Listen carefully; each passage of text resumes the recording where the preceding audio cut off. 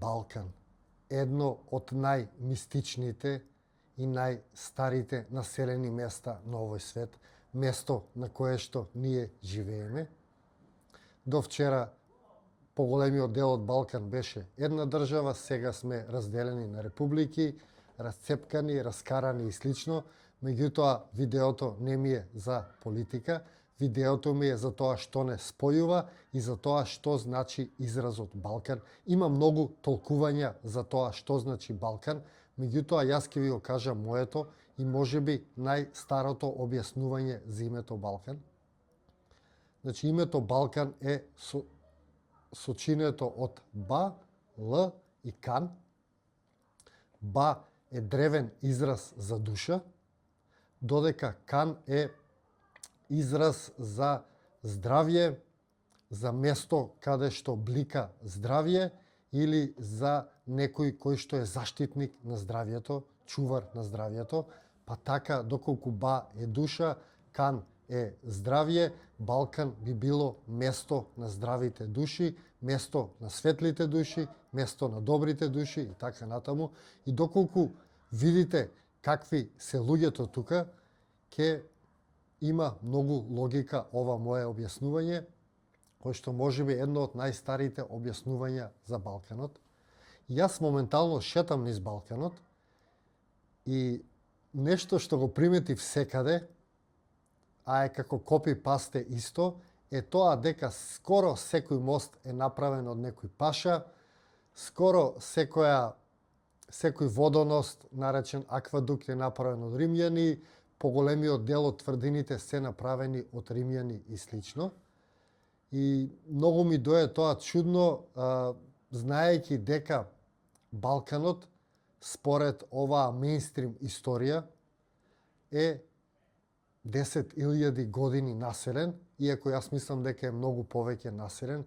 И сега, ако е он 10.000 години населен, што правеле сите тие години луѓето, како ги пременувале реките, во што живееле и така натаму, многу малку е останато од нашите древни градби.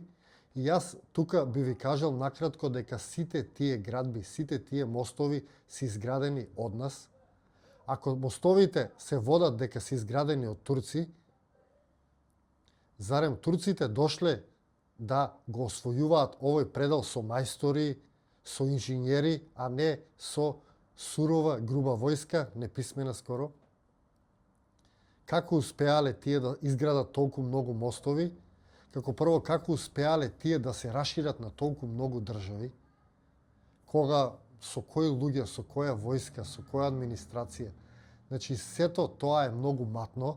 Јас не верувам во тие кажувања. Јас мислам дека сите тие мостови, сите тие замоци, сите тие градби биле наши и дека само они си ги преименувале. Не може секој камен мост да го изградиле они. Еве, например, видете ги, а сега ќе ви покажам колку ние всушност сме биле мајстори за обработка на камен.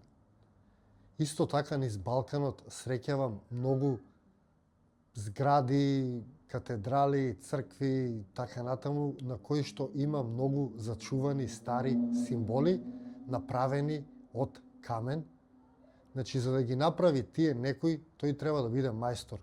А тој, ако бил мајстор, значи дека можел, ако можел да направи парче камен да изгледа како лист хартија извиткано, тогаш тој сигурно можел да направи и мост, можел да направи и современи кули за тоа време, можел да направи секакви објекти.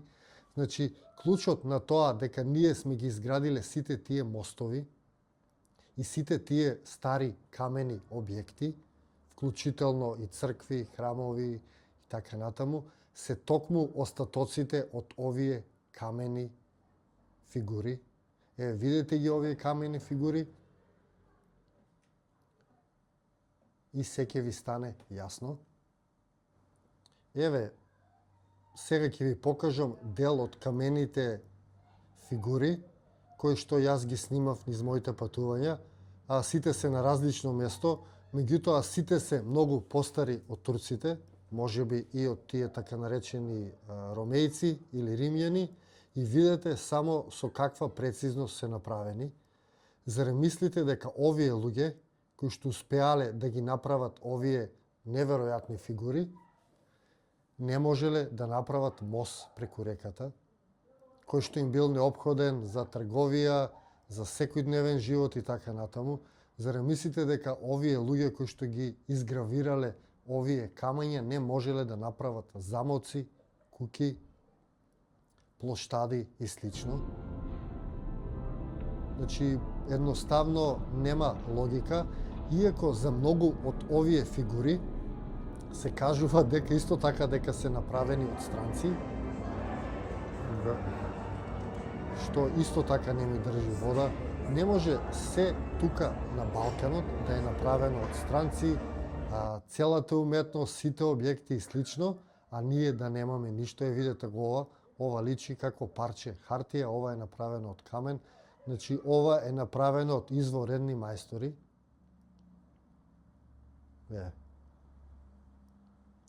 Неверојатна вештина за изработка на камен. И пак ќе кажем, ако можеле да го направат ова, тогаш што ги спречувало да прават куќи, да прават мостови, да прават плоштади, да прават кули. Исто така и кулите се дел од тој фалсификат, затоа што се направени од нас и служеле за друга намена. Денеска се сите преименувани во саати, многу чудно. Тука ви покажувам дел случајно снимени работи низ моите патувања на Балканот, но ме натераа, како што кажав, да размислувам за тоа колку сме биле ние умешни со камења, а сме чекале да дојдат некои турци и некој паша да ни направи мост. И скоро за повеќето мостови што се направени има слична легенда. Некаде легендите се поклопуваат, некаде се само малку изменети, што укажува на тоа дека се работи за прикривање на вистинските градители, односно ние сме ги граделе, луѓето кои што живееле на овие простори. Иако и тоа е голема тема, за тоа нели ни кажуваат дека сме дошле некаде 3-5 век од кај Карпатите. Уште една нели чудна работа, ако сме ние дојдени од зад Карпатите, тогаш како се сегашните руси дојдени во Русија, нели нив им кажуваат дека се дојдени од Балканот и двете групи требало да го поминат Дунав. Па еве јас ќе им дадам на тие што ја поддржуваат таа теорија еден ранец и две деца во раци, па нека го препливаат Дунав ако можат. Ако успеат да го препливаат Дунав, тогаш јас ќе ја прифатам таа теорија дека ние сме дошле од зад Карпатите, а русите дошле од Балканот во 5 век и нели сме го препливале Дунав. Еве тоа се дел од камените фигури кои што успеав да ги снимам. Немам објаснување за секој од нив, некои се мистични, некои се чудни, некои се само убави, меѓутоа ми ја докажа теоријата дека ние сме биле мајстори и сме знаеле да го обработуваме каменот. Така да, мостовите сме си ги направиле ние, замоците, храмовите ние сме си ги направиле, турците, ромејците и другите дошле и само ставиле нивна ознака или нивен потпис.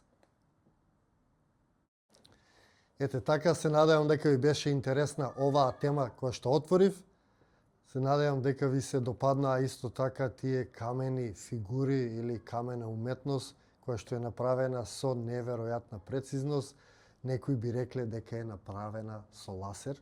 Меѓутоа, ете, ајде ќе оставиме на тоа дека ги клесале сега за сега. Некогаш ќе ја разработиме и таа тема. Во ова видео тоа ми беше поентата, да позборуваме за Балканот и за тие фалсификати со кои што сме обкружени и конечно да почнеме да си ги именуваме работите како наши, мостовите ние сме си ги правеле, водоносите си се водоноси, не се аквадукти и така натаму, така наваму.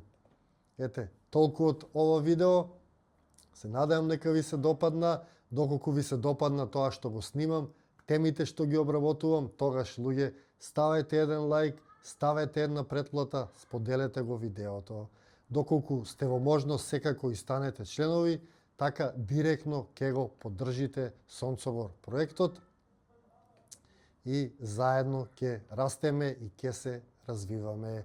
Сега за сега одиме средно некако, меѓутоа одиме напред, напредуваме, расте каналот и се надевам дека во иднина ќе расте уште побрзо и уште по-добро. Ете, толку од мене. А ви благодарам уште еднаш, ви го посакувам секое добро и се гледаме во некое мое наредно видео.